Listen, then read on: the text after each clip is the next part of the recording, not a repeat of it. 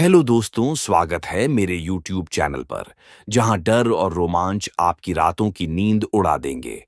मैं हूं आपका दोस्त बजरंग और आज मैं लेकर आया हूं एक भयानक कहानी, नरकपुर का श्राप, जो आपके दिल में खौफ पैदा कर देगी। ये कहानी है नरकपुर की, जहां पुरानी हवेलियां और कब्रिस्तान रात के सन्नाटे में चीखते हैं। काल कोठरी और कब्रिस्तान के डरावने रहस्यों में डूबने के लिए तैयार हो जाइए। शिवम, कुणाल और उनके दोस्तों के साथ जानिए क्या हुआ जब उन्होंने नरकपुर के भूतिया रहस्यों को छेड़ा। तो लाइट्स बंद करें, हिम्मत जुटाएं और मेरे साथ इस डरावनी यात्रा पर चलें। अगर आपको डर का मजा लेना है तो लाइक करें, कमेंट करें और चैनल सब्सक्राइब करें। चलिए शुरू करते हैं। नरकपुर। सर्दियों की रातें इतनी ठंडी थीं कि मोटी-मोटी रजाइयां भी शरीर को गर्म नहीं रख पाती थीं। आसमान में काले घने बादल छाए रहते, चांद की फीकी रोशनी डरावनी छायाएं बनाती और जंगल की सनसनाहट से शहर एक भूतिया गांव जैसा लगता था। रात होते ही गलियां सुनसान हो जातीं, जैसे कोई कब्रिस्तान हो। लोग अपने घरों में दुबके रहते, चूल्हे की आग तापते और रात की डरावनी कहानियों को फुसफुसाते। लेकिन शिवम, जो सागरगांव के गर्म समुद्री किनारों और चमकती धूप का दीवाना था, हर सर्दी में नरकपुर आता था। उसे इस शहर की ठंड में एक अजीब सा रोमांच मिलता, पुरानी हवेलियों के डरावने रहस्य, भूतों की फुसफुसाहट और वो खौफ जो रात के सन्नाटे में दिल की धड़कन रोक देता। एक रात शिवम अपने दोस्तों राधा और विक्रम के साथ सेक्टर 7 की एक पुरानी चाय की दुकान पर बैठा था। दुकान की लकड़ी की बेंचें चरमराती थीं और दीवारों पर टिमटिमाती लालटेनें डरावनी छायाएं बनाती थीं। गर्म चाय के कुल्हड़ उनके हाथों में थे और बाहर ठंडी हवाएं पेड़ों से टकराकर भूतों सी सनसनाती थीं। राधा ने हंसते हुए पूछा, शिवम, तू हर बार सागरगांव की गर्मी छोड़कर इस ठंड में क्यों आता है? कोई भूतनी तुझे बुलाती है क्या? शिवम ने एक ठंडी रहस्यमयी मुस्कान दी। उसकी आंखों में एक अजीब सी चमक थी, जैसे वो कोई डरावना राज छिपा रहा हो। एक कहानी सुनाऊं? उसने धीमे से कहा। नरकपुर की। सुनने के बाद तुम रात को दिया जलाए बिना सो नहीं पाओगे और डर तुम्हारे दिल में समा जाएगा। विक्रम और राधा की आंखें डर और उत्सुकता से चमक उठीं। चाय की दुकान का माहौल और भारी हो गया, जैसे हवा में कोई अनजानी मौजूदगी घूम रही हो। शिवम ने चाय का घूंट लिया और अपनी कहानी शुरू की। मेरी पहली नौकरी नरकपुर के एक पुराने बैंक में लगी थी। ये बैंक शहर के सबसे सुनसान कोने में था, जहां दिन में भी लोग जाने से डरते थे। मुझे सेक्टर 7 की एक जीर्ण शीर्ण हवेली, जिसे लोग काल कोठरी कहते थे, में रहने की जगह मिली। बाहर से ये हवेली टूटी फूटी थी, जैसे सालों से किसी ने इसे छुआ तक न हो। लकड़ी के दरवाजे चरमराते थे, दीवारों पर पुराने धुंधले चित्र लटके थे और मकड़ी के जाले हर कोने में फैले थे। अंदर का माहौल और डरावना था। सीढ़ियां इतनी पुरानी थीं कि हर कदम पर चरमराहट गूंजती थी। हवा में एक सड़ी हुई गंध थी, जैसे कोई मृत शरीर कहीं छिपा हो। मेरे साथ दो बड़े अधिकारी रहते थे। हरि, जो न्यू कांटीनगर ब्रांच का इंचार्ज था, और रघु, जो न्यू भस्मपुर ब्रांच देखता था। दोनों की उम्र मुझसे ज्यादा थी और उनकी आंखों में हमेशा एक अजीब सा डर दिखता था, जैसे वो कोई भारी राज अपने सीने में दबाए हों। पहली रात मैं हॉल में अपनी चारपाई पर सो गया। हॉल बड़ा था, लेकिन ठंडा और सुनसान। चारपाई के पास एक पुरानी लालटेन टिमटिमा रही थी और चूल्हे की फीकी आग हवेली को और डरावना बना रही थी। मैंने मोटी रजाई ओढ़ी और गहरी नींद में चला गया। लेकिन आधी रात को मेरी आंख खुली। मेरे तकिए के पास एक पुराना फटा हुआ कागज पड़ा था, जिस पर काली स्याही से लिखा था, उस कमरे में मत जाओ, वो हमारा है। कागज से एक सड़ी हुई गंध आ रही थी, जैसे वो किसी कब्र से निकला हो। मैंने चारों तरफ देखा। अंधेरा, सिर्फ जंगल की सनसनाहट और लालटेन की टिमटिमाहट। मैंने टॉर्च जलाई और छत की ओर देखा। वहां कुछ छायाएं हिल रही थीं, जैसे कोई मुझे देख रहा हो। मेरे दिल की धड़कन तेज हो गई। मैंने सोचा, शायद कोई मजाक कर रहा है। लेकिन हवेली में सिर्फ हम 3 लोग थे और हरि व रघु अपनी चारपाइयों पर गहरी नींद में थे। अगली सुबह मैंने वो कागज हरि को दिखाया। उसका चेहरा पीला पड़ गया। उसने कागज फाड़कर चूल्हे में डाल दिया और बोला, ऐसी बातों पर ध्यान मत दे। जल्दी तैयार हो, तांगा छूट जाएगा। उसकी आवाज में डर था, लेकिन वो कुछ छिपा रहा था। मैंने रघु से पूछने की सोची, लेकिन वो पहले ही तांगे की ओर चल पड़ा। हम तीनों एक साथ हवेली से निकले। जाते जाते मैंने पीछे मुड़कर देखा।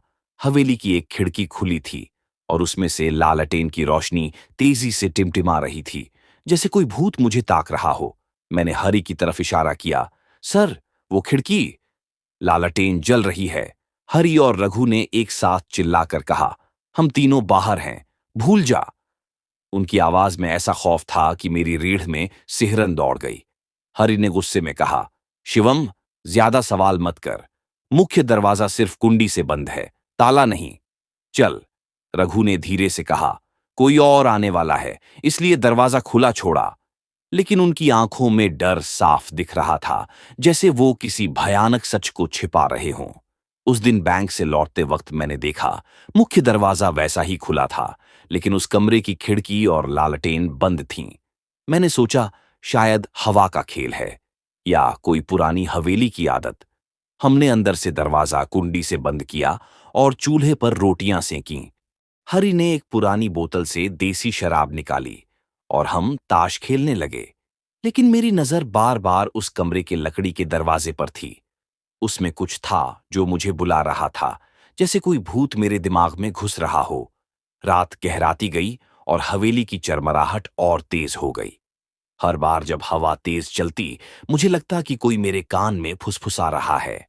रात को जब हरि और रघु अपनी चारपाइयों पर सो गए, मैंने चुपके से उस कमरे का दरवाजा खोलने की हिम्मत की। लालटेन की रोशनी में मेरी छाया दीवारों पर नाच रही थी। जैसे ही मैंने कुंडी खींची, मुख्य दरवाजे की चरमराहट ने मेरे कान फाड़ दिए। खोल, जल्दी खोल, हरि बाहर चिल्ला रहा था। मैं दौड़कर दरवाजे पर गया। वो गुस्से में बोला, तू उस कमरे के पास क्या कर रहा था? मैंने मना किया था। मैंने डरते हुए कहा, मैं तो बस देखने। लेकिन हरि ने गुस्से से मुझे चुप कर दिया। जो कह रहा हूं सुन ले, वरना तेरा बुरा हाल होगा। उसकी आंखें लाल थीं और उसकी आवाज में ऐसा डर था कि मेरे पैर कांपने लगे। मैं चुपके से अपनी चारपाई पर लौट गया, लेकिन नींद कोसों दूर थी। मेरा दिमाग उस कमरे के आसपास घूम रहा था। उस कागज का मैसेज, वो टिमटिमाती लालटेन, वो चरमराती सीढ़ियां, सब कुछ मेरे दिमाग में चक्कर काट रहा था। अगला दिन छुट्टी का था। हम दोपहर तक हवेली लौट आए। फिर वही, उस कमरे की खिड़की खुली थी और लालटेन की रोशनी टिमटिमा रही थी। मैंने सोचा, अब इस हवेली की तलाशी करनी होगी। काल कोठरी की ऊपरी मंजिलें एक भूतिया खंडहर की तरह थीं। सीढ़ियां इतनी कमजोर थीं कि हर कदम पर टूटने का डर था। दीवारों पर पुराने चित्रों की छायाएं थीं, जो लालटेन की रोशनी में नाच रही थीं। मकड़ी के जाले हर कोने में लटके थे और हवा में वही सड़ी हुई गंध थी। एक कमरे का दरवाजा टूटा था और बाकी ताले बंद थे। मैंने सोचा, इस हवेली में सिर्फ हमारा कमरा ही क्यों खुला है? और वो कमरा? मेरी टॉर्च की रोशनी में दीवारों पर कुछ धुंधले निशान दिखे, जैसे किसी ने खून से कुछ लिखा हो। मैंने पास जाकर देखा। वो अक्षर थे, लेकिन पढ़ने लायक नहीं। अचानक मेरी टॉर्च की रोशनी में एक छाया हिली। मैंने पीछे मुड़कर देखा। कुछ नहीं, सिर्फ अंधेरा। मेरे कानों में एक फुसफुसाहट सुनाई दी, यहां से भाग। मेरे रोंगटे खड़े हो गए। मैंने सीढ़ियां उतरनी शुरू की, लेकिन हर कदम पर चरमराहट के साथ साथ कुछ और सुनाई दे रहा था, जैसे कोई मेरे पीछे चल रहा हो। सीढ़ियों के आखिरी मोड़ पर मैंने पीछे देखा। एक पल के लिए मुझे लगा कोई काली छाया मेरी ओर बढ़ रही है। उसकी आंखें लाल थीं, जैसे जलते हुए कोयले। मैंने दौड़ लगाई और हॉल में पहुंचा। मेरे तकिए के नीचे एक और फटा हुआ कागज था, जिस पर लिखा था, तू हमारा हो जाएगा। डर और उत्सुकता ने मुझे पास की चाय की दुकान तक खींच लिया। वहां एक बूढ़ा ठेले वाला चाय बेच रहा था। उसकी आंखें धंसी हुई थीं, जैसे उसने सालों से नींद नहीं देखी हो। मैंने उससे पूछा, काल कोठरी में क्या दिक्कत है? पास खड़े लोग मुझे भूत देखकर भाग गए। ठेले वाले ने कांपती आवाज में कहा, बेटा, उस हवेली में कोई नहीं रहता। बैंक वालों को बार बार कहा, लेकिन वो नहीं मानते। मैंने पूछा, क्या मतलब? उसने दिया जलाकर अपने आसपास एक घेरा बनाया और बोला, कई साल पहले वहां एक बड़ा हादसा हुआ। हवेली में आग लगी थी। सैकड़ों लोग जिंदा जल गए। उनके भूत वहां भटकते हैं। वो किसी को नहीं मारते, लेकिन उनकी चीखें हर कोने में सुनाई देती हैं। वो उत्सुक लोगों को अपने साथ ले जाना चाहते हैं। जो भी उस कमरे को खोलने की कोशिश करता है, वो वापस नहीं आता। उसकी आवाज में ऐसा डर था कि मेरे हाथ पैर ठंडे पड़ गए। मैं हवेली पर नहीं लौटना चाहता था। तभी रघु आया और बोला, चल, रोटी खाते हैं। मैंने बहाना बनाया, लेकिन वो मुझे जबरदस्ती ले गया। रास्ते में मैंने पीछे देखा। ठेले वाले की आंखों में डर था, जैसे वो मेरे लिए दुखी हो। उसने धीरे से फुसफुसाया, वापस मत जाना बेटा। उस रात मैं हवेली में लौटा। हरि और रघु अपनी चारपाइयों पर सो रहे थे। उनकी सांसों की आवाज हवेली के सन्नाटे में गूंज रही थी। मैंने फिर उस कमरे का दरवाजा खोलने की हिम्मत की। मेरी टॉर्च की रोशनी में दरवाजा और डरावना लग रहा था। जैसे ही मैंने कुंडी खींची, लालटेन की रोशनी तेजी से टिमटिमाने लगी। हवा में एक ठंडी सिहरन दौड़ गई। एक छाया मेरे सामने उभरी। एक औरत, जिसका चेहरा सड़ा हुआ था। उसकी आंखें खाली थीं, जैसे दो काले गड्ढे। उसके होंठ हिल रहे थे और वो चीखी, तूने हमें क्यों बुलाया? उसकी आवाज मेरे कानों में गूंज रही थी, जैसे कोई मेरे दिमाग को चीर रहा हो। कमरे की दीवारों पर सैकड़ों छायाएं उभरीं, चेहरे, हाथ और टूटी फूटी आकृतियां जो मेरी ओर बढ़ रही थीं। मेरी टॉर्च की रोशनी कांपने लगी और हवा में सड़ी हुई गंध और तेज हो गई। मैं डर से पीछे हटा। मेरे पैर लकड़ी की फर्श पर फिसल गए और मैं गिरते गिरते बचा।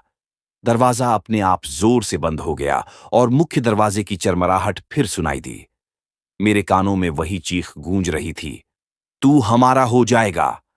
मैंने अपनी टॉर्च उठाई, अपना थैला पकड़ा और काल कोठरी से भाग निकला। रात के सन्नाटे में मेरी सांसें गूंज रही थीं और पीछे से उल्लुओं की चीखें मुझे ताने मार रही थीं। मैंने फिर कभी उस हवेली में कदम नहीं रखा। चाय की दुकान पर शिवम की पहली कहानी, काल कोठरी का खौफ सुनकर राधा और विक्रम के चेहरों पर डर साफ दिख रहा था। दुकान की टिमटिमाती लालटेन और बाहर के सन्नाटे ने माहौल को और भयानक बना दिया था। राधा ने कांपती आवाज में कहा, शिवम, ये तो रोंगटे खड़े कर देने वाली थी। दूसरी कहानी सुनाओ। विक्रम ने भी सिर हिलाया, हालांकि उसकी आंखों में डर के साथ उत्सुकता थी। शिवम ने चाय का एक लंबा घूंट लिया, अपनी आंखों में रहस्यमयी चमक लाते हुए बोला, ठीक है, ये न्यू छाया गांव की कहानी है। सुनो, और रात को बाहर जाने से पहले 100 बार सोच लेना। हवा में एक ठंडी सिहरन दौड़ गई, जैसे कोई उनकी बातें सुन रहा हो। शिवम ने दिया थोड़ा और पास खींचा और अपनी कहानी शुरू की। न्यू छाया गांव, एक छोटा सुनसान गांव, जहां पुराने मकान और घने जंगल थे। गांव के लोग दिन में मेहनत करते और रात होते ही अपने घरों में दुबक जाते। लेकिन इस गांव का कब्रिस्तान सबसे डरावना था। लोग कहते थे कि वहां रात में कोई नहीं जाता, क्योंकि मरे हुए लोगों के भूत भटकते हैं। कब्रिस्तान की हवा में हमेशा एक सड़ी हुई गंध रहती थी और रात को वहां से चीखें सुनाई देती थीं। लोग फुसफुसाते थे कि जो भी उत्सुकता में वहां जाता है, वो भूतों का शिकार बन जाता है। कुणाल, एक जिद्दी और गुस्सैल लड़का, अपने परिवार से हमेशा लड़ता था। उसकी माँ एक हकीम थी, जो जड़ी बूटियों से बीमारियों का इलाज करती थी, और पिता एक किसान, जो दिन रात खेतों में मेहनत करता था। कुणाल को उनकी बातें जेल की तरह लगती थीं। उसे लगता था कि माता पिता उसकी आजादी छीन रहे हैं। एक रात, सर्दी की ठंड में, वो गुस्से में अपने मिट्टी के मकान से निकल पड़ा। रात के 9:30 बजे थे। न्यू छाया गांव की गलियां सुनसान थीं। उसकी मोटी शाल ठंड को रोक नहीं पा रही थी। हवा में एक अजीब सी सनसनाहट थी, जैसे कोई उसका नाम पुकार रहा हो। कुणाल बिना रुके एक सुनसान रास्ते पर चलता गया। रास्ते के दोनों तरफ घना जंगल था। पुराने बरगद के पेड़ों की टहनियां हवा में डरावनी आवाजें करती थीं, जैसे कोई राक्षस हंस रहा हो। चांद की फीकी रोशनी में पेड़ों की छायाएं नाच रही थीं। कुणाल को होश नहीं था कि वो कब कब्रिस्तान के पास पहुंच गया। कब्रिस्तान का लोहे का फाटक टूटा हुआ था और अंदर की कब्रें धुंध में डूबी थीं। हर कब्र पर एक पुराना पत्थर था, जिस पर फीके अक्षर लिखे थे, जैसे किसी ने सालों पहले उन पर कुछ उकेरा हो। हवा में वही सड़ी हुई गंध थी जो कुणाल के गले में अटक रही थी। कुणाल एक पत्थर की बेंच पर बैठ गया। जंगल की सनसनाहट और उल्लुओं की डरावनी आवाजें माहौल को नरक जैसा बना रही थीं। कुणाल अपने गुस्से में डूबा था। उसे अपने माता पिता की बातें याद आ रही थीं। कैसे वो उसे समझाते थे कि रात को बाहर न निकला करे, खासकर कब्रिस्तान की तरफ। लेकिन कुणाल को उनकी बातें बकवास लगती थीं। वो सोच रहा था, मैं किसी से नहीं डरता, ये भूत वूत सब झूठ है। लेकिन उसका दिल कहीं ना कहीं डर रहा था। अचानक उसे लगा जैसे किसी ने उसके कंधे पर ठंडा सड़ा हुआ हाथ रखा। उसने अपनी टॉर्च जलाई और पीछे देखा। कुछ नहीं, सिर्फ अंधेरा। टॉर्च की रोशनी में कब्रों पर धुंध और घनी हो गई। उसकी सांसें तेज हो गईं। तभी हवा में एक फुसफुसाहट गूंजी। कुणाल! उसने इधर उधर देखा, लेकिन कोई नहीं था। उसकी टॉर्च की रोशनी में कुछ छायाएं हिलीं, जैसे कोई कब्रों के बीच घूम रहा हो। वो डर गया, लेकिन अपनी जिद के कारण बेंच पर बैठा रहा। तभी उसके बगल में एक छाया उभरी। एक बूढ़ा, जिसका चेहरा सड़ा हुआ था। उसकी आंखें लाल थीं, जैसे जलते हुए कोयले। उसका मुंह टेढ़ा था और उसकी हड्डियां टूटी हुई लग रही थीं। कुणाल की चीख निकल गई। तू कौन है? छाया ने डरावनी खनखनाती आवाज में कहा। इतनी रात को कब्रिस्तान में क्या कर रहा है? गुस्सा छोड़ दे, घर जा। उसकी आवाज ऐसी थी जैसे वो कब्र के अंदर से बोल रहा हो। कुणाल का दिल जोर जोर से धड़क रहा था। उसने कांपते हुए पूछा, तुझे मेरा नाम कैसे पता? छाया ने एक भयानक मुस्कान दी, जिससे उसका चेहरा और डरावना लगने लगा। मुझे सब पता है। मैं भी तेरी तरह था। कई साल पहले मैं इस कब्रिस्तान में आया था, गुस्से में। उसकी आवाज हवा में गूंज रही थी और कब्रों से धुंध और तेजी से उठने लगी। कुंडाल ने डरते हुए पूछा, फिर क्या हुआ? छाया ने धीमे से लेकिन रोंगटे खड़े कर देने वाली आवाज में बताया, मैं न्यू छाया गांव का नहीं था। मेरा गांव दूर था। मुझे ये कब्रिस्तान पसंद था क्योंकि यहां सन्नाटा था। एक रात मैं गुस्से में अपने घर से निकला और यहां आ गया। रास्ते पर एक हादसा हुआ। मेरी बैलगाड़ी पलट गई और मैं मर गया। मेरा भूत अब यहां भटकता है। उसने अपनी लाल आंखें कुणाल पर गड़ा दीं और बोला, तू भी मेरी तरह मत बन। घर जा, कुणाल। अभी कुणाल के रोंगटे खड़े हो गए। उसने छाया की तरफ देखा।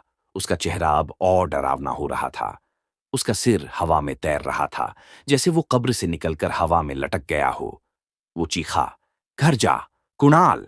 अभी उसकी आवाज कुणाल के कानों में गूंज रही थी, जैसे कोई हथौड़े से उसके दिमाग पर वार कर रहा हो। अचानक कब्रिस्तान की सभी कब्रों से धुंध और तेजी से उठने लगी। उल्लुओं की चीखें राक्षसी हंसी में बदल गईं। कुन्नाल ने अपनी टॉर्च की रोशनी बेंच की ओर डाली। वहां एक खरोंच थी, जैसे किसी ने पत्थर पर लिखा हो, भाग वरना हमारा हो जा। कुणाल ने पीछे देखा। छाया गायब थी, लेकिन कब्रों से और छायाएं निकल रही थीं। सैकड़ों चेहरे, टूटे हुए हाथ और धुंधली आकृतियां जो उसकी ओर बढ़ रही थीं। उनकी आंखें लाल थीं और उनके मुंह से फुसफुसाहट निकल रही थी। कुणाल, हमारे साथ आ। कुणाल का दिल जैसे मुंह को आ गया। वो चीखते हुए उठा और दौड़ पड़ा। रास्ते पर उसकी साइकिल खड़ी थी, जैसे कोई उसे वहां छोड़ गया हो। उसने साइकिल उठाई और पूरी ताकत से पेडल मारने लगा। जंगल की टहनियां उसके चेहरे को खरोंच रही थीं और हवा में वही चीख गूंज रही थी, कुणाल, रुक। वो बिना रुके अपने मकान की ओर भागा। रास्ते में उसे बार बार लग रहा था कि कोई उसका पीछा कर रहा है। उसने कई बार पीछे मुड़कर देखा। कुछ नहीं, सिर्फ जंगल की डरावनी छायाएं और टहनियों की सनसनाहट। लेकिन हर बार जब वो रुकता, उसे लगता कि कोई उसके ठीक पीछे खड़ा है। उसकी टॉर्च की रोशनी कांप रही थी और उसकी सांसें हवा में धुंध बन रही थीं। आखिरकार वो अपने मकान के फाटक तक पहुंचा। उसने दरवाजा खटखटाया, लेकिन कोई जवाब नहीं आया। उसने फिर जोर से खटखटाया और आखिर में उसकी मां ने दरवाजा खोला। कुणाल अंदर घुसा और दरवाजा बंद करते हुए अपने माता पिता से लिपट गया। उसने कांपते हुए सारी बात बताई, कब्रिस्तान, बूढ़े की छाया और वो डरावनी चीखें। उसकी मां ने उसे गले लगाया और बोली, कुणाल, मैंने तुझे कितनी बार कहा कि रात को कब्रिस्तान की तरफ मत जाना। वहां मरे हुए लोगों के भूत हैं। उसके पिता ने गंभीर आवाज में कहा, वो भूत चेतावनी देते हैं, लेकिन गुस्सा उन्हें जगा देता है। तेरा गुस्सा ही तुझे वहां ले गया। अब कभी ऐसी गलती मत करना। कुणाल की आंखों में आंसू थे। उसने अपनी मां के हाथों को कसकर पकड़ा और बोला, मैं फिर कभी रात को बाहर नहीं जाऊंगा। उसकी मां ने उसे गर्म दूध पिलाया और रजाई ओढ़ाकर सुला दिया। लेकिन उस रात कुणाल की आंखों के सामने वही सड़ा हुआ चेहरा और लाल आंखें बार बार आ रही थीं। जब वो सोने की कोशिश करता, उसे लगता कि कोई खिड़की के बाहर खड़ा है, उसे देख रहा है। उसने अपनी टॉर्च को तकिए के पास रखा और रजाई में मुंह छिपाकर सो गया। अगली सुबह कुणाल ने अपने पिता के साथ कब्रिस्तान की ओर जाने की हिम्मत की, लेकिन दिन की रोशनी में वो उस बेंच को देखने गया जहां वो रात को बैठा था। बेंच पर वही खरोंच थी जिस पर लिखा था, भाग वरना हमारा हो जा। लेकिन अब वो खरोंच और गहरी लग रही थी, जैसे किसी ने रात में उसे और उकेरा हो। कुणाल का दिल फिर से कांप गया। उसने अपने पिता की ओर देखा, जो चुपचाप कब्रों को देख रहा था। पिता ने धीरे से कहा, कुणाल, ये जगह शापित है। जो यहां रात को जाता है वो भूतों का शिकार बन जाता है। तू बच गया, लेकिन अब कभी यहां मत आना। कुणाल ने सिर हिलाया और अपने पिता के साथ घर लौट आया। उस रात के बाद उसने कभी गुस्से में रात को बाहर कदम नहीं रखा। लेकिन गांव में एक नई कहानी फैल गई। कब्रिस्तान के भूत अब कुणाल का नाम पुकारते हैं, जैसे वो उसे फिर बुला रहे हों। लोग कहते हैं कि रात को कब्रिस्तान के पास से गुजरने वाले सुनते हैं, कुणाल वापस आ। और जो उस आवाज को सुनता है वो फिर कभी सामान्य नहीं रहता। तो दोस्तों, कैसी लगी मेरी नरकपुर का श्राप? मैं हूं आपका बजरंग। और अगर आपको ये कहानी डरावनी और मजेदार लगी तो अभी लाइक करें। कमेंट में बताएं कि आपको कौन सा हिस्सा सबसे डरावना लगा, और मेरे चैनल को सब्सक्राइब करें। ऐसी ही भयानक कहानियों के लिए बेल आइकन दबाएं और रात को बाहर जाने से बचें। कहीं कोई भूत आपका इंतजार न कर रहा हो। अगली डरावनी कहानी के लिए तैयार रहे और तब तक डरते रहिए, मजे लीजिए।